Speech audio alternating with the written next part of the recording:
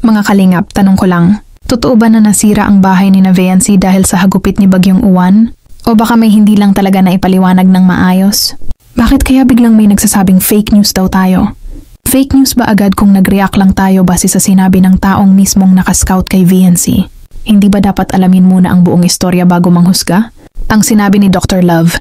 Kasi mga kakalingap, kung si Dr. Love ang nagsabi na nasira ang bahay nila Viancy at nawasak pa talaga, bakit naman siya gagawa-gawa ng fake news? Ano ang mapapala niya kung mag-iimbento siya? Hindi ba siya ang unang tumulong? Unang nakaalam? At unang nakascout kay Viancy noon? Kung siya ang nagbigay ng impormasyon, mali ba na doon tayo umasa? Ang bahay ni Viancy. Tsaka isipin niyo mga kakalingap. Ganun na lang ba kadaling masira ang bahay ni Viancy? Sa laki ng bahay na nakita natin sa mga vlog, hindi ba dapat mahal at matitibay ang materyales na ginamit doon?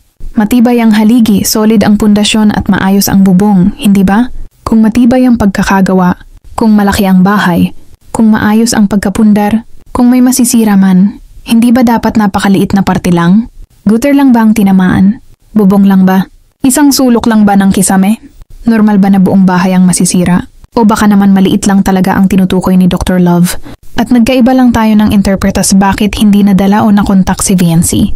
Sa isang live ni Kalingap Edu, sinabi niya mismo na wala siyang alam tungkol kay Viancy dahil hindi raw niya makontak. Pero tanong ko lang, paano nangyaring hindi niya makontak?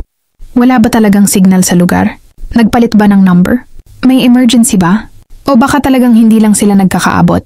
Kung hindi niya makontak, bakit hindi niya puntahan para bisitahin at kumustahin?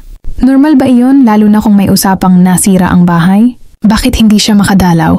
Mga kakalingap, tanong ko rin, kung concern talaga si Edu, bakit hindi niya magawang pumunta upang personal na tignan? Busy ba?